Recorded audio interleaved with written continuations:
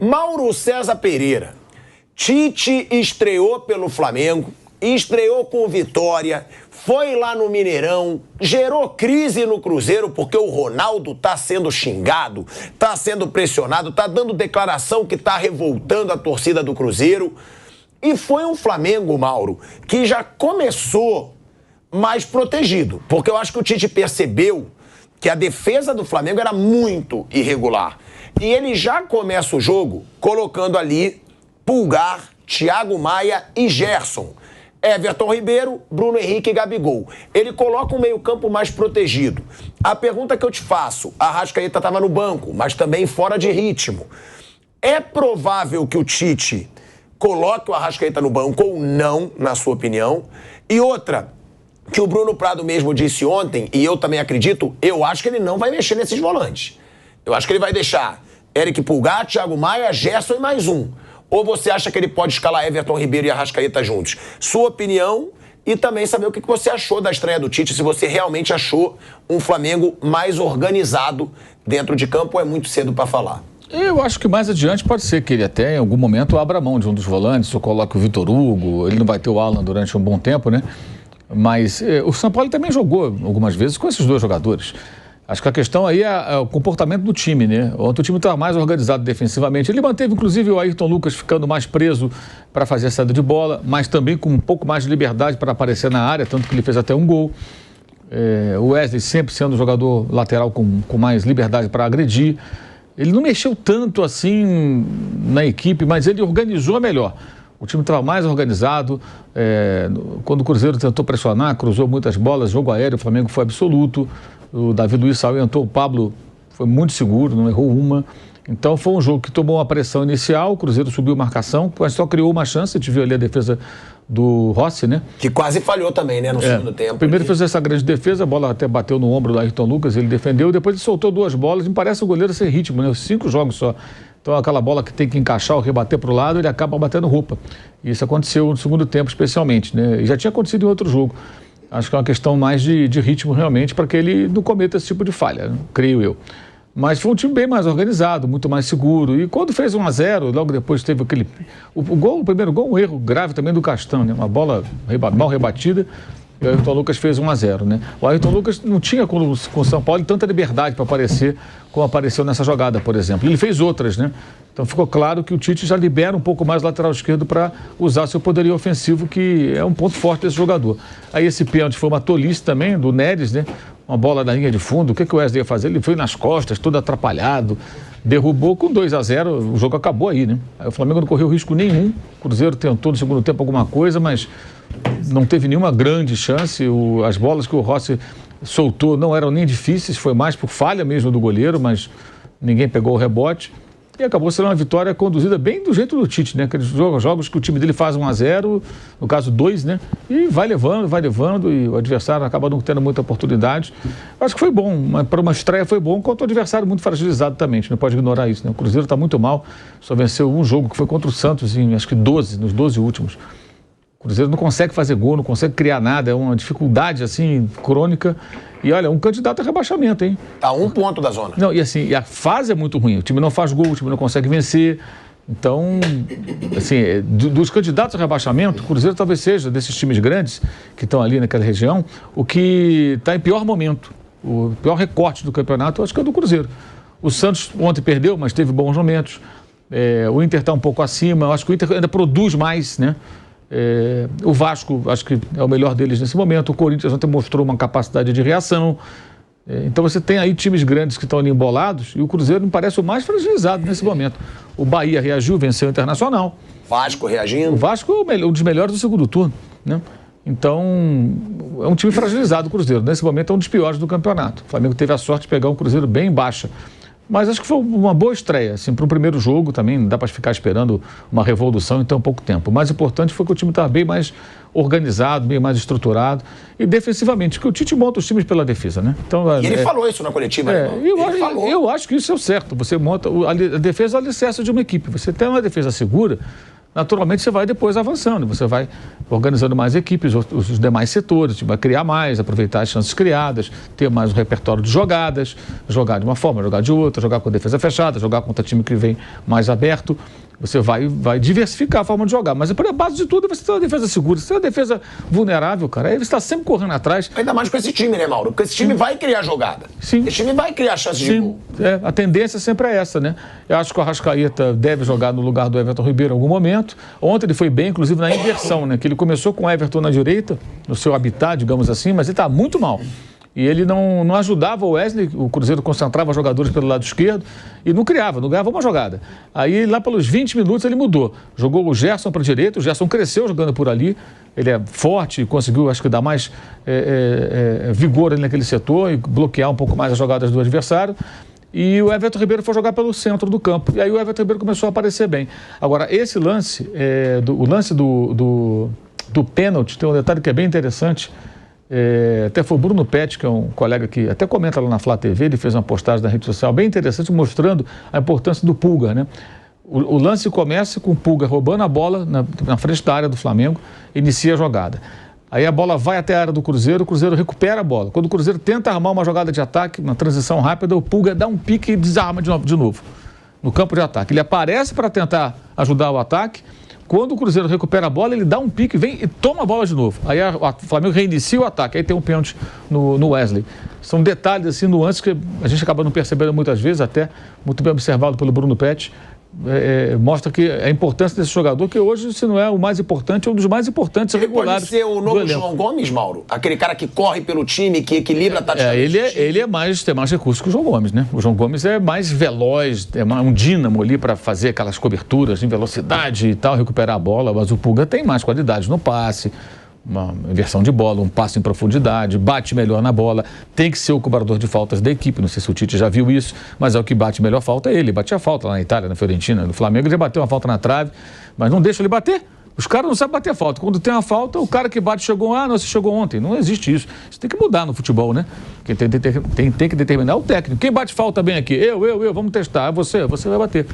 É o que eu falo assim, no videogame você escolhe quem bate falta, quem bate escanteio, quem bate tudo, né? E no futebol tem isso, né? Tem um pênalti, quem está se sentindo melhor bate. Então o Pulga é um jogador que cresceu muito e mostra também como às vezes o jogador leva um tempo, né, para se adaptar e mostrar a utilidade. Ele teve lesões, os outros técnicos não tiveram culpa antes do Sampaoli, tanto o Dorival quanto o Vitor Pereira, que ele não estava à disposição, se machucou 2 vezes. Aí com o Sampaoli, sim, ele pôde jogar, não só porque o Sampaoli conhecia lá do futebol chileno, da seleção, mas porque ele não estava mais machucado. Mas depois se machucou de novo, né? E agora voltou e ontem foi bem de novo. Eu acho que o Tite vai contar bastante com esse jogador. É aquilo que eu falo também. Tem que criticar o Sampaoli, melhorou com o Tite, mas mostra que teve muita falta de vergonha na cara desse time do Flamengo também para jogar quando estava o Sampaoli. Isso é importante deixar claro. Saiu o Sampaoli, olha como as coisas melhoraram. Também porque não queriam jogar pelo Sampaoli. Não dá para cobertar jogador nesse caso. É outra vontade, é outra motivação. Mas o Sampaoli é marrento. Tá bom. Mas eles deviam estar jogando pela camisa do Flamengo e pelo salário milionário que eles ganham em dia. Faltou vergonha na cara também desse time do Flamengo com o Sampaoli. Mas já é um novo Flamengo, né, Piperno? Já é um Flamengo mais organizado e é um Flamengo, que isso a gente trouxe as notícias aqui várias vezes, que se impressiona com o jeito do Tite. Porque o fato de vir logo depois do Sampaoli, que é uma marra, que não cumprimenta ninguém, que é arrogante, acentua ainda mais esse jeito mais simplesão e mais paizão do Tite, né? Sem dúvida, mas antes de falar disso, vou só homenagear o Flávio Prado aqui, porque eu acabei de ler uma declaração do Nicão, que eu sei que o Flávio Prado tem um imenso Nicão, né? Nicão confia em reação do Cruzeiro brasileiro. Aspas, vamos sair dessa. Então agora vai. Agora, veja, o técnico de futebol ele tem primeiramente que respeitar a característica do jogador. Então, eu sempre disse aqui 1000 vezes e tal, que para mim, o Ayrton Lucas é o melhor lateral que o futebol brasileiro tem em ação aqui no Brasil e juntando os dois lados. Aí. Não, veja, era um erro cercear a ação dele no jogo. Então, quando o Sampaoli começou a fazer com que ele tivesse que desempenhar outras funções, outros papéis, ele matou aquilo que vinha dando certo no Flamengo do começo do ano, quando o Flamengo já vivia um momento difícil. O Flamengo vinha mal e o Ayrton Lucas jogando bem. A partir do Sampaoli, o Flamengo continuou jogando mal e o Ayrton Lucas também. Então esse é o primeiro detalhe. Segundo, ele reforçando essa marcação no meio campo, com os dois volantes aí que vocês citaram, o Gerson à frente deles, é óbvio que ele vai dar muito mais liberdade para o Wesley de um lado, que já é um cara muito agudo, e para o Ayrton Lucas do outro, que é um jogador não só agudo, como também talentoso. Então eu acho que só isso aí já melhora muito a cobertura defensiva e as armas do Flamengo pelo lado, a capacidade do Flamengo ter mais profundidade. E acho que ontem, claro que pegou um time ruim e tal, né? Ainda não serve como um veredito definitivo sobre o que vai ser o Flamengo a partir de agora, mas é evidente que também já tem sinais de que o Flamengo vai aproveitar melhor alguns dos seus principais talentos. E também para mim fica claro que a tendência no Flamengo é o Everton Ribeiro disputar posição com a Arrascaeta. Acho que você acha que os dois não vão jogar juntos? Eu acho que não vamos ser tão definitivos assim, mas eu acho que a tendência é o Tite, na maior parte do tempo, utilizar somente um deles. Flávio, sobre essa situação do Tite, a chegada dele ao Flamengo, e uma coisa, né, que impressionou, tá impressionando muito a humildade do Tite para todo o elenco, né? Foi a primeira coisa que falaram, como ele chegou cumprimentando todo mundo, porque até impressiona, o São Paulo não cumprimentava nem jogador. Aí o Tite chegou falando com segurança, com roupeiro, massagista, todo mundo, e com os jogadores, mas também surpreendeu a imprensa, né? Como disse o Mauro, porque a assessoria, ela escolhe quem vai perguntar e limita o número de perguntas. O Tite depois ele falou, gente, eu tô vendo que tem mais gente querendo perguntar, pode perguntar. Aí fizeram mais uma pergunta, abriu pra outra. Tudo bem que porque ganhou, não sei se tivesse perdido, se ele abriria também. Sim, acho que sim. Você conhece ele melhor do que eu, sim, pessoalmente, eu não conheço o Tite pessoalmente. Agora, o que falar desse começo de trabalho? Porque muita gente diz, é importante tocar nesse assunto, que era o Cruzeiro. Estão querendo elogiar o Tite por ser o Cruzeiro, um time que está lutando contra o rebaixamento, um time ruim. Mas se a gente for lembrar, o Flamengo do Sampaoli foi uma várzea com o América Mineiro, que é o lanterna do campeonato. Tomou de 3 do Cuiabá. No Maracanã, tomou de 3-0 do Cuiabá, empatou com o Nublense. Vale a pena a gente lembrar isso. Empatou com o Nublense, perdeu pro Olímpia, que eu acho um time ruim hoje em dia pro Flamengo ser eliminado de uma Libertadores. Então, mas não pode levar o Cruzeiro como parâmetro. Mas tá bom. Mas o time do Sampaoli jogava mal contra um bando de baba também. Pilhado, quando o Dorival chegou lá no Flamengo, ele acertou o time e tal, aí eu tive contato com ele aqui, quando eu apresentava o prêmio aqui na Gazeta, e perguntei para ele o que tinha acontecido no Flamengo. Inclusive, estavam fazendo aquele esquema do Vitor Pereira, foi naquele dia que ele descobriu. E aí ele me falou que a primeira coisa que ele fez foi reunir o elenco e falar para os caras, gente, vamos acertar a nossa vida, dar uma ajeitada no elenco. E ele falou que tinha muito jogador com moral baixa. Sabe, o jogador não estava, o próprio jogador não estava acreditando nele. Eu tenho certeza absoluta que o Tite está fazendo a mesma coisa. Sabe, levantar uma hora, vamos lá. Lembra que ele falou que teve uma conversa pessoal com o Gabigol? Parece que não, mas esses caras, embora sendo jogadores muito bem pagos, defendendo uma camisa importante como a do Flamengo, os caras também têm as suas oscilações. Eles, às vezes, não acreditam, acabam perdendo a fé no próprio trabalho, na própria competência. E acho que o primeiro trabalho que o Tite está fazendo é dar moral para o grupo e dar uma ajeitada tática, como já foi falado, dando uma melhorada no setor de marcação e tal.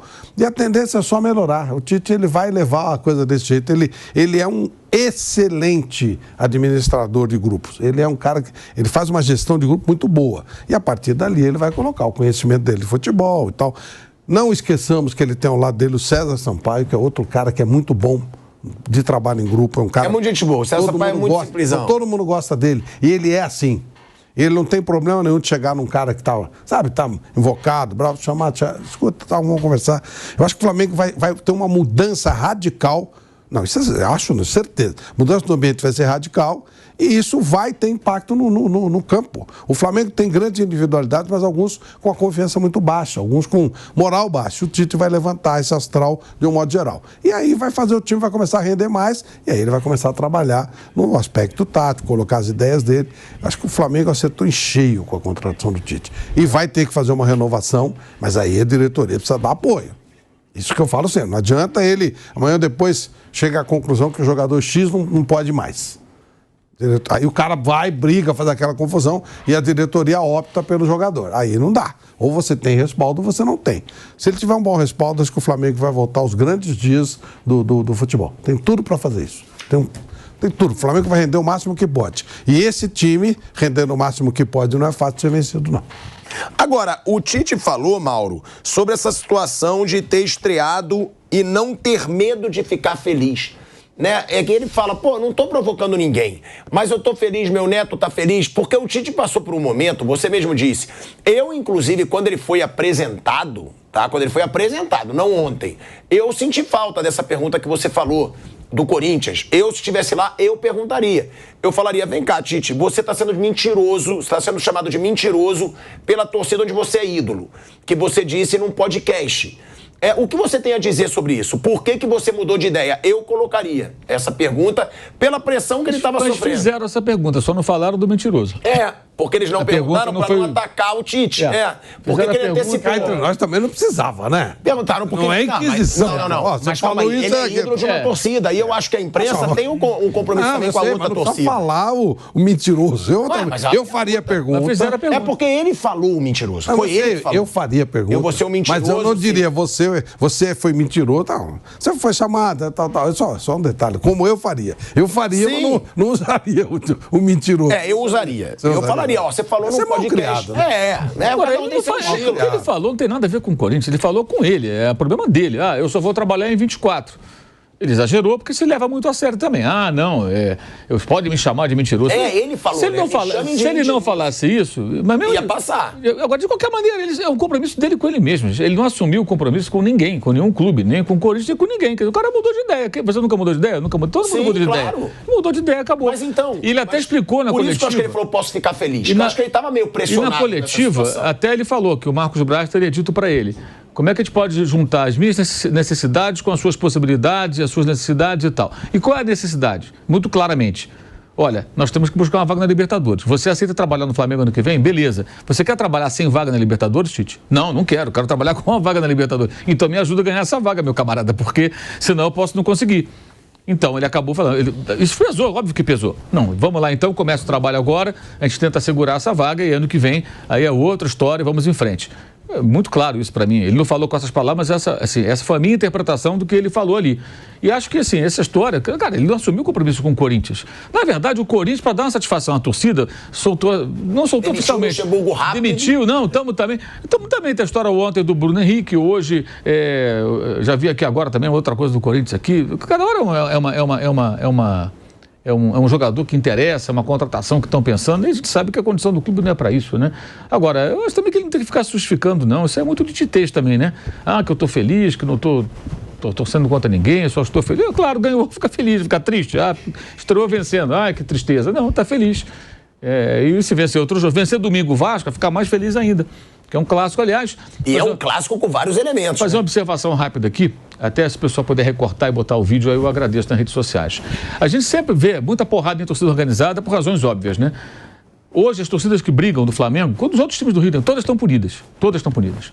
E tem torcidas que não brigam. Não tem um histórico de confusão. Urubuzada, Flamanguaça e Nação 12. As duas estão punidas. Sabe por quê?